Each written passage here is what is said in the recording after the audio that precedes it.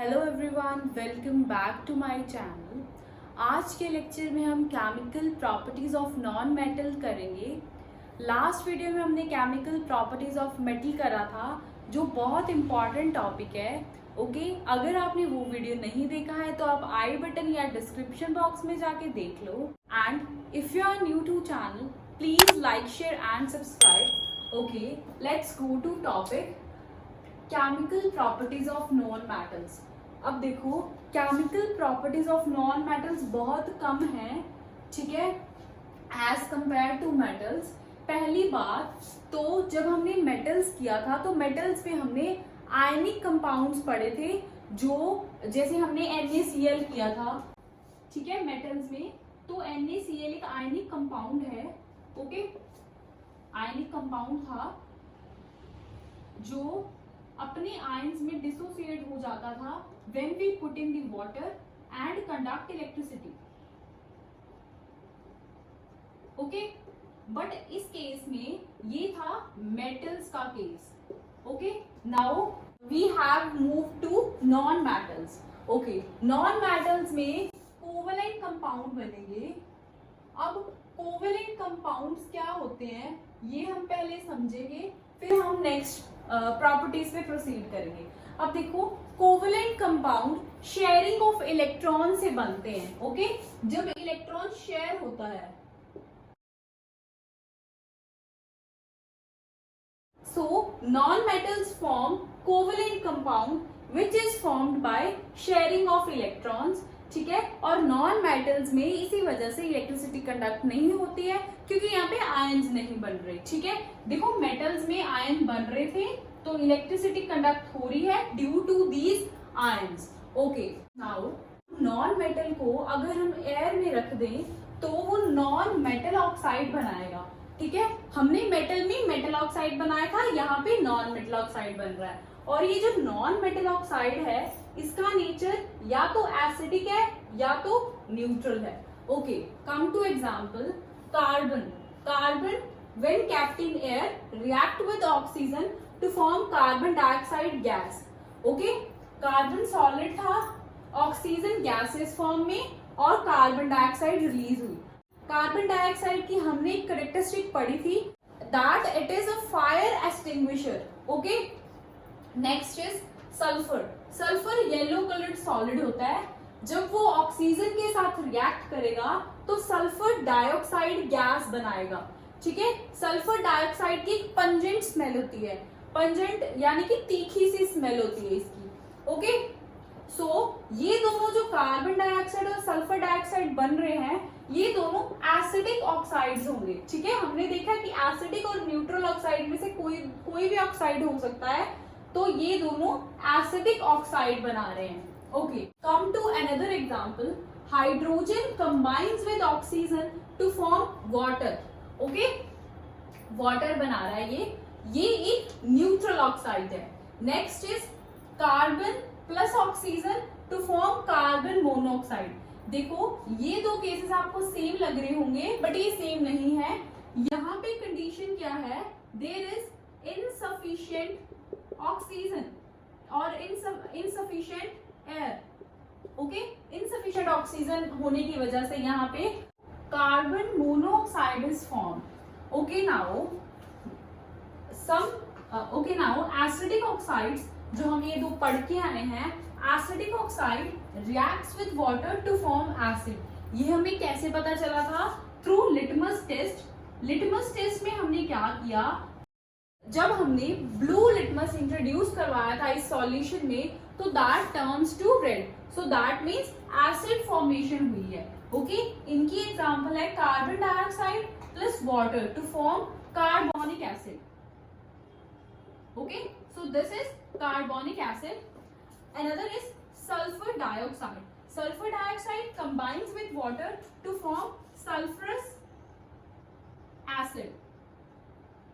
Okay, sulphuric acid में यहाँ पे 4 ऑक्सीजन थे, यहाँ पे 3 है, so it is sulphurous acid. ये सल्फ्यूरिक एसिड की फैमिली में ही आता है। ओके, आप ये भी पढ़ोगे फर्दर। नाउ हम ये reaction sulphur dioxide plus water to form sulphurous acid इसे स्टडी करेंगे एक्सपेरिमेंटली। ओके, हमने क्या करा, हमने एक बर्नर लिया और हमने डीफ्लैजिलेटिंग स्पून में, ये एक कंबशन स्पून होता है, ठीक है, डीफ्लैजिलेटेड स्पून में हमने सल्फर ले ली, ठीक है, sulphur is yellow solid, okay, हमने ले ली और हमने बर्नर ऑन करा, ठीक है। सो हमने ये डीफ्लैजिलेटिंग स्पून को एक ग्लास जार में डाल दिया। ऐसा हमने क्यों किया, देखो जब हमने सल्फर को एयर में बर्न करा था तो वो ऑक्सीजन के साथ रिएक्ट करके सल्फर डाइऑक्साइड गैस उसने बनाया है, ठीक है। तो ये गैस को कैप्चर करने के लिए हमने एक ग्लास जार में रिएक्शन कंडक्ट करवाई है। ओके, बर्निंग सल्फर को हमने ये ग्लास जार में डाल दिया एंड आफ्टर सम टाइम ये जो स्पून है वो भी हमने रिमूव कर दिया और हमने ये लिड क्लोज कर दी। सो यहाँ पे हमारे पास ये जो सल्फर डाइऑक्साइड गैस है ये कैप्चर हो गई है। ओके, अनदर रिएक्शन हमने वाटर के साथ पढ़ी थी। फिर हम क्या करेंगे, यहाँ लिड ओपन करके हम इसमें वाटर पोर कर देंगे, ठीक है। वाटर पोर करा तो हमारे पास सल्फरस एसिड बन जाएगा इसमें, ओके, सल्फरस एसिड का सॉल्यूशन बन जाएगा, ठीक है। अब जब हमने इस सॉल्यूशन में जब हमने लिटमस पेपर डाला, लिटमस पेपर इंट्रोड्यूस करवाया, तो हमने क्या देखा कि जो ब्लू लिटमस था that turns to red, that means ये एसिड है और यहां से ये वाली रिएक्शन प्रूव होती है।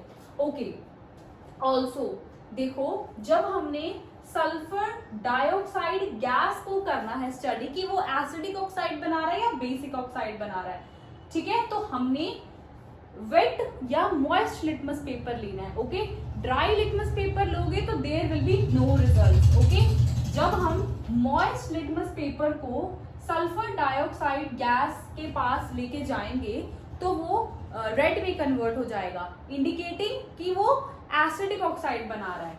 और देखो अब हमने वाटर डाल के सॉल्यूशन बना लिया और हमारे पास ये सल्फरस एसिड आ गया, तो हम ड्राई लिटमस पेपर यूज करेंगे। क्यों? क्योंकि इसमें पहले से ही वाटर है और लिटमस पेपर काम करेगा। ओके, तो यही है जो टेस्ट होता है विद मॉइस्ट लिटमस पेपर होता है of sulphur dioxide gas. Okay, acid में पहले से ही वाटर है तो इसमें हमें मॉइस्ट करने की जरूरत नहीं है लिटमस को। Now next property of non metal is reaction of non metals with water. अब देखो नॉन मेटल्स जो होते हैं, पहले तो जो मेटल्स थे, ठीक है, जो मेटल्स थे वो इलेक्ट्रॉन्स लूज करते थे और ये वाले इलेक्ट्रॉन्स जो हाइड्रोजन जो H पॉजिटिव आयन होता था एसिड में वो गेन कर लेता था, गेन करके वो H2 बनाता था, ठीक है। ये एसिड से आया, जैसे हम HCl डालते थे मेटल में तो H पॉजिटिव जो एसिड का है वो इलेक्ट्रॉन जो मेटल ने लूज करे हैं उसको एक्सेप्ट कर लेता था, गेन कर लेता था और H2 गैस बनाता था। लेकिन नॉन मेटल्स के केस में ऐसा नहीं है। ऐसा क्यों नहीं है? देखो वाटर, जब हम वाटर के साथ स्टडी कर रहे हैं या हम एसिड के साथ स्टडी कर रहे हैं तो जो नॉन मेटल्स हैं दे आर इलेक्ट्रॉन एक्सेप्टर्स, ठीक है। इलेक्ट्रॉन्स वो खुद इलेक्ट्रॉन एक्सेप्ट करना चाहते हैं, ठीक है, स्टेबल बनने के लिए। लेकिन देखो जब H पॉजिटिव आयन रिएक्शन में बना तो इसके पास इलेक्ट्रॉन ही नहीं थे देने को, तो H2 गैस जो थी वो रिलीज नहीं हुई। हम दोबारा समझते हैं इसको बहुत ही इजी लैंग्वेज में। देखो पहले तो जो नॉन मेटल है वो वाटर के साथ रिएक्ट नहीं करते, डोंट रिएक्ट, ना तो वो वाटर के साथ रिएक्ट करते हैं ना ही वो स्टीम के साथ रिएक्ट करते हैं, हाइड्रोजन नहीं बनाते। इसी वजह से देखो अगर हम रिएक्शन लिखें नॉन मेटल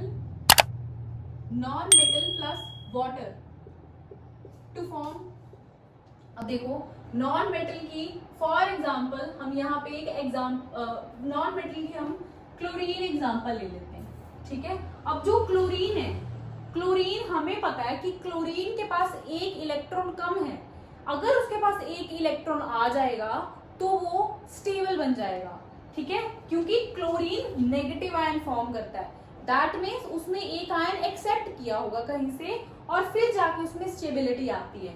देखो, और यहाँ पे अगर हम देखें वाटर, अगर हम H पॉजिटिव और OH नेगेटिव में ब्रेक करते हैं तो H पॉजिटिव अगर हमने हाइड्रोजन गैस बनानी है तो H पॉजिटिव को इलेक्ट्रॉन देने पड़ेंगे। अब जो क्लोरीन है उसके पास पहले ही इलेक्ट्रॉन नहीं है, वो खुद चाहता है कि मुझे कोई इलेक्ट्रॉन दे, तो ये जो रिएक्शन है वो पॉसिबल नहीं हो पाएगी, ठीक है। देखो वही लिखा है as they don't give electron. They कौन है यहाँ पे? नॉन मेटल्स, कि नॉन मेटल्स इलेक्ट्रॉन्स नहीं देते हैं, ठीक है, हाइड्रोजन आयंस को, ताकि वो हाइड्रोजन गैस इवॉल्व कर पाए, ठीक है। ओके, सिर्फ हमने इतना याद रखना है, जो मेटल्स हैं वो इलेक्ट्रॉन्स लूज करते हैं और जो नॉन मेटल है वो इलेक्ट्रॉन गेन करते हैं। और अगर नॉन मेटल इलेक्ट्रॉन गेन करते हैं वो H पॉजिटिव को कभी भी इलेक्ट्रॉन नहीं दे पाएंगे ताकि वो हाइड्रोजन गैस बना सके, ठीक है। देखो same non metals dilute acid से, हम फिर से क्लोरीन की एग्जांपल लेते हैं, उसमें हम H2SO4 डालते हैं, ठीक है। ये एग्जांपल्स आपको समझाने के लिए है, ये कोई एग्जांपल होती नहीं है, ऐसा होता ही नहीं है, ये रिएक्शन तो कंडक्ट ही नहीं होती, ये सिर्फ एग्जांपल्स हैं आपको समझाने के लिए, ठीक है। देखो नॉन मेटल में हमने एक क्लोरीन लिया, उसको हमने, chlorine is in the form of diatom, तो उसको हमने सल्फ्यूरिक एसिड के साथ रिएक्ट करना है। अब सल्फ्यूरिक एसिड कैसे बनता है? H पॉजिटिव और SO4 2 नेगेटिव से। और अगर यहाँ पे हमने H2 गैस इवॉल्व करानी है, जैसे हमने मेटल्स प्लस डाइल्यूट एसिड में करवाई थी, नॉन मेटल्स में भी वैसी ही करवानी है, तो हमने इस H पॉजिटिव को इलेक्ट्रॉन सप्लाई करने पड़ेंगे, ठीक है। बट ये जो क्लोरीन है ये खुद इलेक्ट्रॉन एक्सेप्टर है, तो ये कहां से इलेक्ट्रॉन लाके देगा? तो ये रिएक्शन नहीं होगी, ठीक है। So non metals don't react with dilute acid, ठीक है। क्यों? क्योंकि नॉन मेटल्स इलेक्ट्रॉन नहीं दे सकते, नॉन मेटल खुद एक्सेप्टर्स होते हैं, ठीक है। सो जो हाइड्रोजन है वो कभी इवॉल्व नहीं होती नॉन मेटल के केसेस में, वेदर वो वाटर है और वो डाइल्यूट एसिड्स हैं। Salt solution of non metal A plus metal B to form salt solution of metal B plus metal A. ये वही डिस्प्लेसमेंट रिएक्शन है, पहले हमने मेटल्स में पढ़ी थी, अब हम नॉन मेटल्स में पढ़ेंगे। मेटल्स में हमने रिएक्टिविटी सीरीज करी थी, वहां पे हमने ये रिएक्शन करी थी।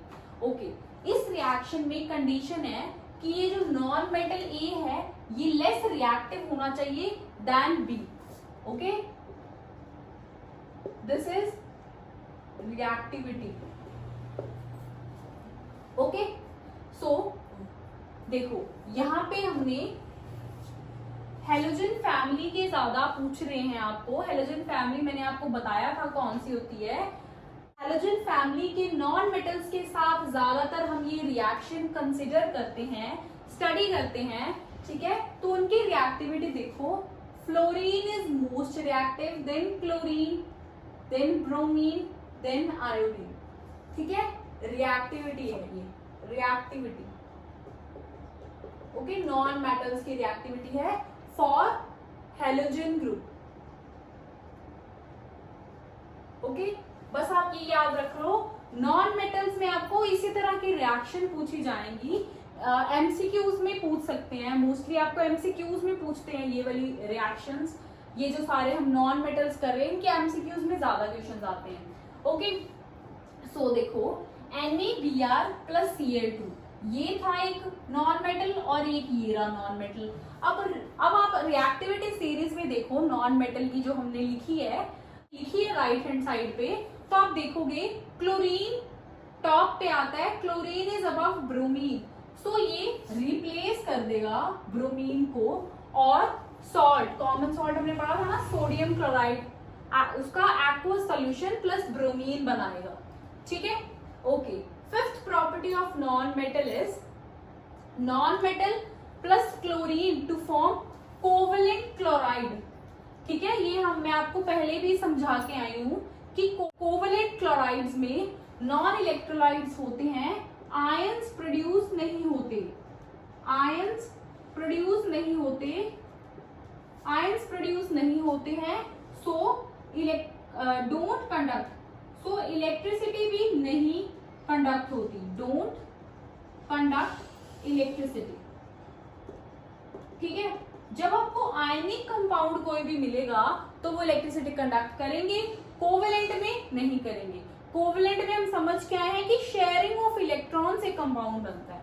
ठीक है, अब इसके एग्जांपल देखो, hydrogen plus chlorine to form HCl। ठीक है, फॉस्फोरस, फॉस्फोरस जो है वो 4 फॉस्फोरस इकट्ठे रहते हैं। जैसे हाइड्रोजन का हमने किया था वो डाई मॉलिक्यूलर फॉर्म में रहता है, ऐसे जो फॉस्फोरस है वो टेट्रा मॉलिक्यूल रहता है। ठीक है, और when it combine with chlorine to form phosphorus trichloride. ठीक है, मेजर प्रोडक्ट ये होता है, ज्यादातर ये फॉर्म होता है, बहुत ही कम क्वांटिटी में PCl5 यानी कि फॉस्फोरस पेंटाक्लोराइड भी फॉर्म होता है। वो आपको लिखने की जरूरत नहीं है, आप सिर्फ यही रिएक्शन लिखो कि phosphorus plus chlorine to form phosphorus trichloride.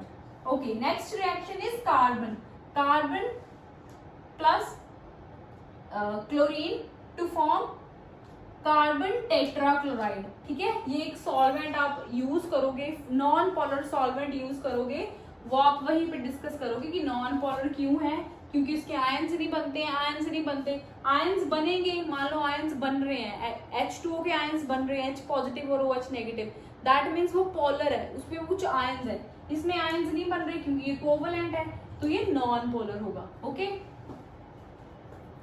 Now come to sixth property of non-metals, that is non-metal combine with hydrogen to form covalent hydride। Again covalent है तो non electrolyte है, ions नहीं बनेंगे और इलेक्ट्रिसिटी कंडक्ट नहीं होगी। Okay, example से study करते हैं। सल्फर एक नॉन मेटल है, उसकी रिएक्शन हमने हाइड्रोजन गैस से करवाई तो हमें हाइड्रोजन सल्फाइड गैस मिली। Okay, next is formation of ammonia. देखो ये प्रोसेस को हम हैबर्स प्रोसेस बोलते हैं, ये बहुत इंपॉर्टेंट प्रोसेस है, ये पेपर में डायरेक्ट पूछ लेते हैं what is Haber's process. Okay, write the reaction related to this process. Okay, which compound is formed in this process. इतने सारे क्वेश्चंस बनते हैं ये एक छोटी सी रिएक्शन पे। अब रिएक्शन क्या है, that is nitrogen gas to form, nitrogen gas when reacts with hydrogen, ठीक है, टू फॉर्म अमोनिया। ठीक है, ये क्या है, आयरन हमने डाला है इसमें एज अ कैटलिस्ट। अब कैटलिस्ट क्या होता है, जब हम रिएक्शंस परफॉर्म करते हैं तो रिएक्शंस कई बार बहुत स्लो होती हैं, ठीक है, उनका रेट इतना नहीं होता, तो हम उसमें कैटलिस्ट डालते हैं स्मॉल अमाउंट में, सो दैट जो ये रिएक्शन है वो फास्ट हो जाए और उसकी यील्ड ज्यादा आ जाए। ओके, आपको एमसीक्यूज में भी ऐसे पूछ सकते हैं कि name the compound which is formed under the Haber's process, so you have to mark ammonia, आपको उसका केमिकल फॉर्मूला भी लर्न हो और आपको नाम भी पता हो कि अमोनिया फॉर्म होता है। ओके, बाय दिस हमारी chemical properties of metals and non metals complete होती हैं।